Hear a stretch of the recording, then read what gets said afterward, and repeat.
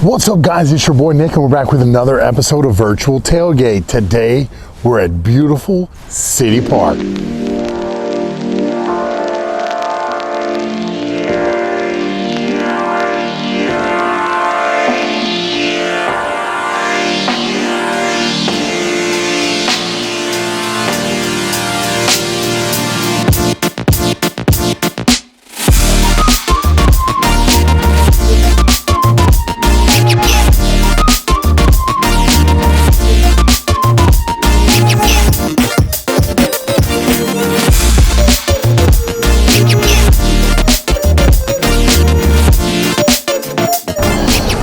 Today we have something very similar to what we usually do. First of all, it's a little chilly out here. As you can see, I've broken out the standard vest, but I need a little extra warming. So I got me a Series D number 4 Partagas Habana. This is a Cuban Partagas. Very nice, kind of spicy. It's going to help me warm up today. And a little nip of Chestnut Farms bourbon. This is a beautiful bourbon. Okay, as you can see behind me, the location is beautiful. We're all on the lake over in City Park in New Orleans. Right behind us on the other side of that lake, you'll see the golf course. Outstanding scene today. So we're looking for ideas for the videos, right? And Joe Matranga, buddy of mine from Royal House Oyster Bar down in the French Quarter, we were talking about some wings that he used to do. And he said they would brine them, then they would smoke them, and then they would kind of hit them on the flat top. And it would take a couple of days, and you know, it sounded kind of like the ultimate chicken wing.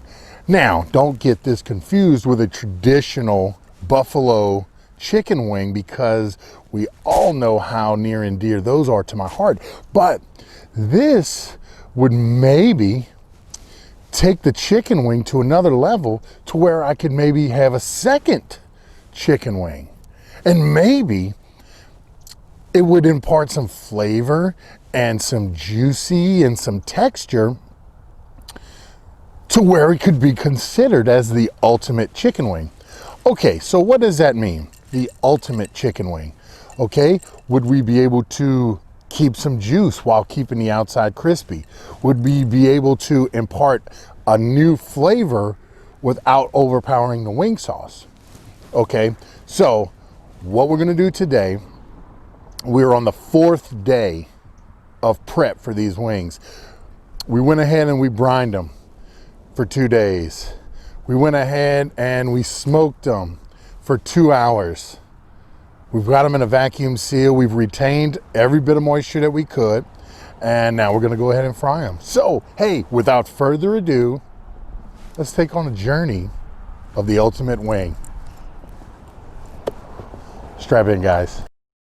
For the brine, we're going to have about a 1/4 cup of salt and black pepper at 50-50, about 2 tablespoons of red pepper flakes, tablespoon of granulated onion. We're going to do a tablespoon of granulated garlic.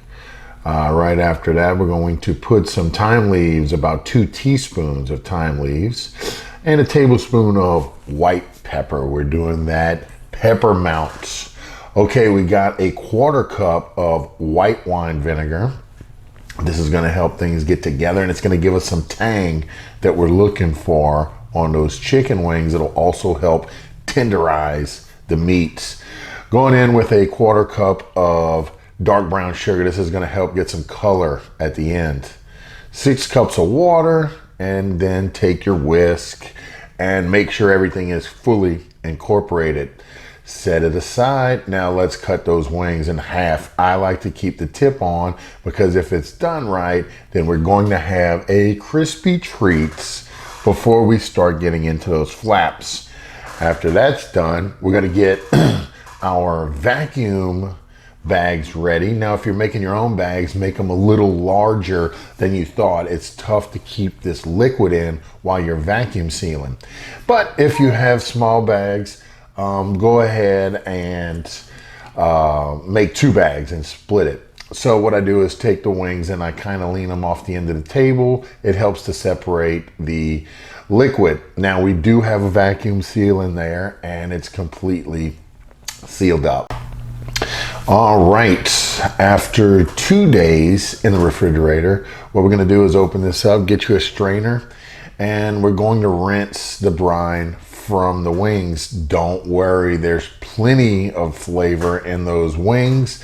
You just want to get all of the residual stuff off and it'll give it a fresh, clean flavor, and we want to pat these wings dry. And what we're going to do is accelerate the drying process as well.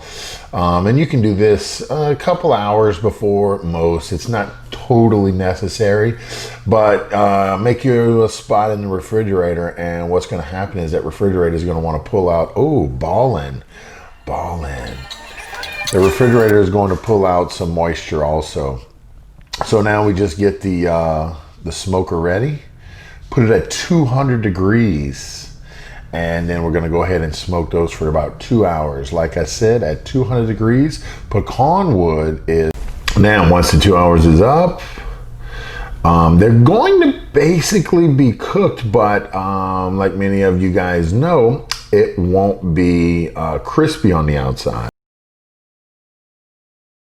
Go ahead and break out our vacuum sealer again. I separate the flaps and the drumettes, and we're going to vacuum seal these guys warm because I want to keep as much moisture as I can and I don't want it to drip off. So don't cool them off first. Go into your vacuum sealer at about 200 degrees and then put those back in the refrigerator and let them cool off overnight. And then we will see what happens when we go to the next step. Okay, to get things started, what we need to do is get these wings out of this vacuum seal and let them kind of get up to room temperature. And it's a lot different today whenever the temperatures are so low. We're in about 61 degrees. So they're gonna need to sit in the sun for at least 30 minutes. We want that moisture to start wicking away from the internal part of these wings to the outside, because we're gonna put a coating on these wings. We want something that the sauce can adhere to. So what I'm gonna do, we're gonna get these things out of here, put them in our bowl, and I've separated the drums and the thighs. No particular reason except for, you guys know I'm not OCD, but I'm kind of OCD. Not that there's anything wrong with that, having things in a particular place. But if you can see here, the wings are stuck together because of the collagen that came out of those wings. We know what collagen is now because we're up to date on all of our virtual tailgate videos.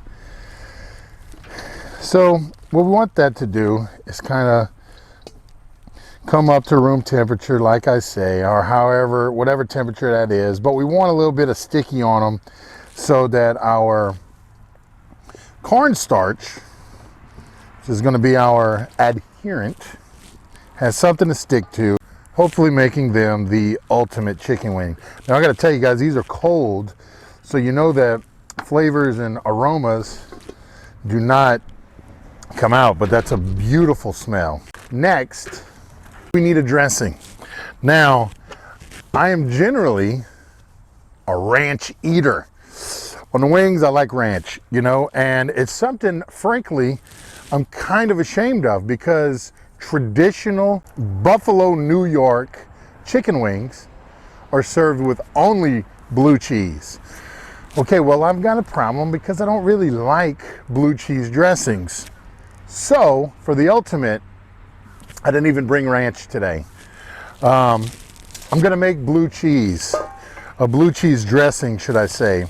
Now what we have is Maytag blue cheese, which is my favorite blue cheese. It's a little milder, but it's a blue cheese nonetheless. Now Maytag, you're like, hey, that's the people that make the washers, you know, and the Maytag repairman, he's sitting under there and he's not doing nothing because the Maytag washers don't ever break.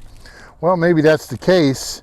They got so bored, they had a dairy farm, and these cows produced the milk to make Maytag blue cheese. So I'm going to get this in here, and we're going to get this softening as well as we get everything else together. So I'm going to put about 8 ounces of Maytag blue in here. And if you haven't had the pleasure, do yourself a favor and try some Maytag blue cheese. It may make it to your next charcuterie board. Now with this, I'm also going to add 8 ounces of Philadelphia cream cheese.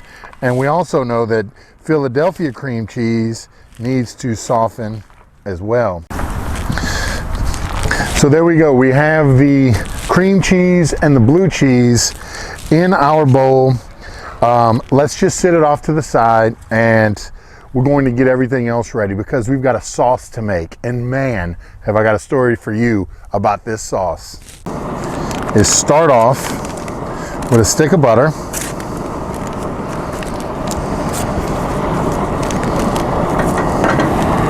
Let that go.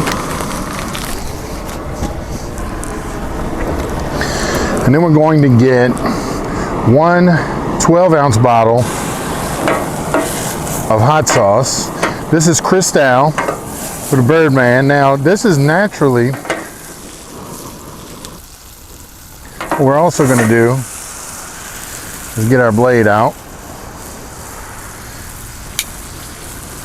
Take this guy off, because we're going to pour the whole 12 ounces in.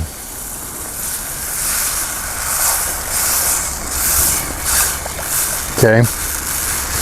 Now, what we have here is a pretty standard Louisiana sauce. Now, generally, I will only use hot sauce, but we're going for the ultimate flavor. So I want some fat in there to kind of make it a little more silky. What that's going to do is it's going to take a little bit of that heat down because I'm adding the butter in there. So we need to add some heat. So what I did, it's been about a year, I think, since I bought this. This is the Wingmaster Death by Wings. When I bought this with Jacob Zagaruka out in Destin, Florida,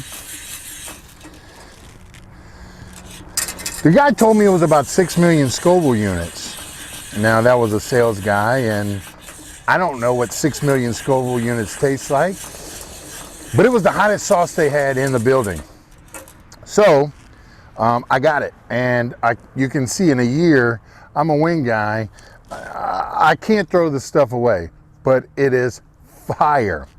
So doing a little research, how many Scoville units is this sauce? I had to find out. I had to put it on a scale because, again, I don't do too many super hot challenges, but this, when you eat a chicken wing with this sauce on it, you want to punch somebody. Now, if you guys know where I live, if I punch Nicole Catlett, she's going to stab me. So I can't use the sauce at full strength. I'm going to use about 2 ounces. Now, 2 ounces to 1 stick of butter and 12 ounces of Crystal hot sauce. Let's get back to the Scoville unit rating. So I reached out to the guys at Pepper Palace and asked, how many Scoville units does this sauce contain? How hot is it? So what he said was, at the Pepper Palace, they do not rate their sauces in terms of Scoville units. They go mild, medium, or extreme. Now, this being the hottest sauce that they sell, it's rated as extreme. What they can tell me is what type of ingredients they use to make the sauce. They use habanero peppers. Habanero peppers are about 300,000 Scoville units. To make it hotter, they've added a pepper extract. That extract is made up of about 3 million Scoville units. So it's right at about the 3.5 million Scoville units level, which kind of gives you a scale on where this sauce was at full strength. Now, all we did was melted that butter, put the crystal in, and put that Death by Wings in, and now we just need to reserve that for the taking.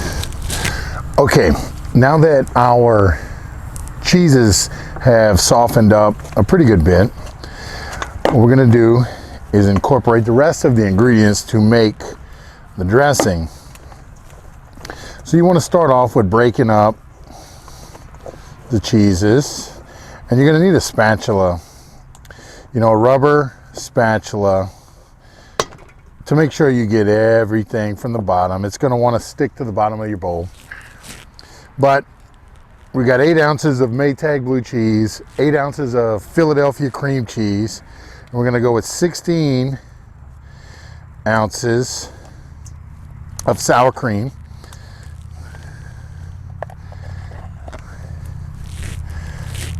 Make sure we get it all.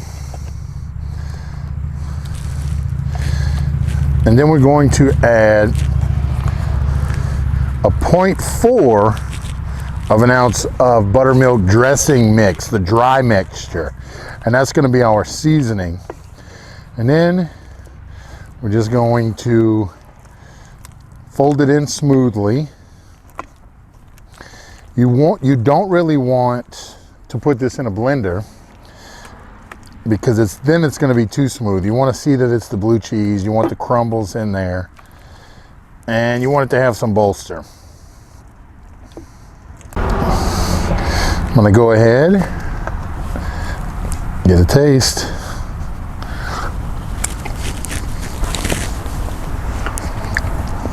Now that is a blue cheese dressing that I can get behind.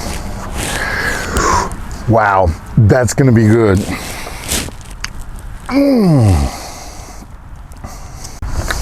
Great job, Maytag. What we got to do, we're getting our oil hot. Now, what does an ultimate chicken wing need for oil? We're going to go with peanut oil. It's a richer oil. Maybe we can impart flavor here with that oil as opposed to a vegetable oil or a canola even. So I'm getting my surface temp, and we want this to be about 395. So at about 420 right now. So while that is cooling off, I've cut the fire off. We got a gallon of peanut oil in there. We're going to prep our wings to cook. Now we got some cornstarch. Now you don't want an exorbitant amount of cornstarch. We're just gonna cover them lightly. There's no binder other than the juices that they came with. And we just go in there and toss them like you would toss them with sauce.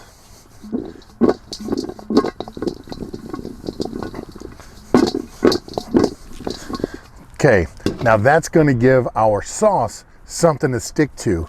And it's also going to do a little crust on there, but it won't be a heavy breading. And these wings are basically all the way cooked. So all we need to do is flash them for about 2 minutes.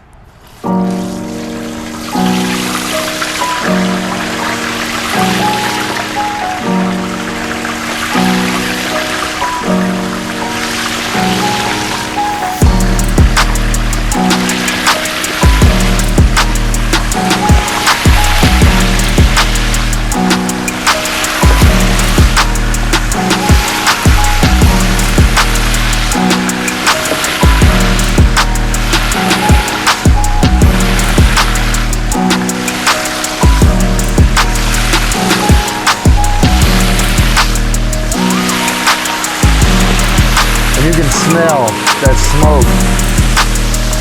smoke coming right off of them. I believe this is going to be a beautiful thing.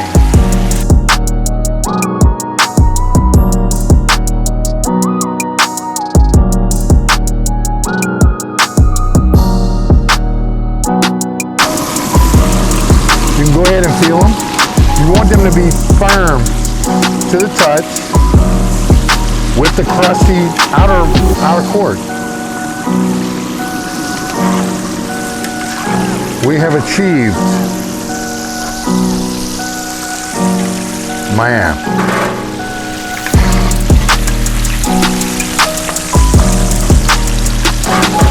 that looks rather tasty.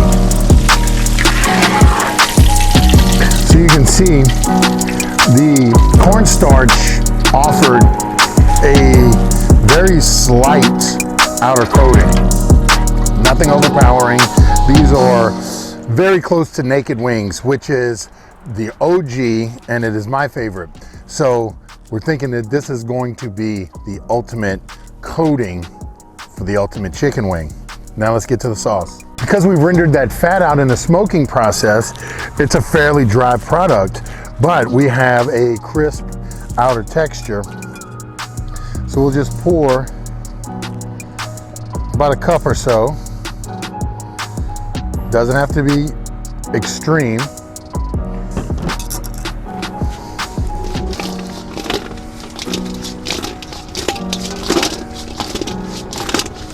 And we toss. My goodness. All right. I am a 15 wing man. I know that. Now you say, wait, that's an odd number. It's not even. What do you pick? What is your favorite, the flapper or the drumette? Honestly, I'm 50-50. If they're done correctly, I love the flapper because of the crispy tip on there. But man, I really, really love the drumette. Okay, here we have it.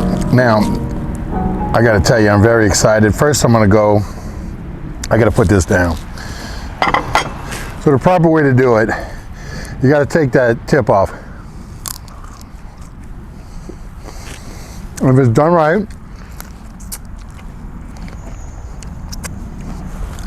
you're almost eating all of that tip. Now, you get to the knuckle and you hold it. Twist, and don't pull out the meat. Now you get your other one, twist, get all the crunchies.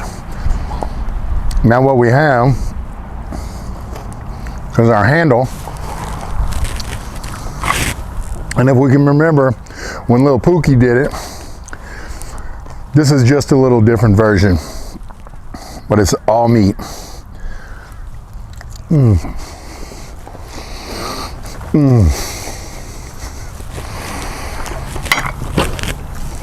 Guys, you got a smoky flavor. The starch gives it that little extra texture on the outside. I gotta tell you, don't sleep on that death by wings, because that little bitty bit that I put is coming through and it's fire.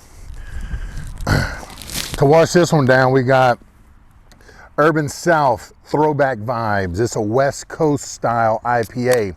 This is not a heavy IPA. It's going to be a more lighter version. You're going to be able to drink more of them with these wings, because believe me, you're going to need it. And get your celery ready also. But man, this is not the first time I've had this beer, and it is a great one.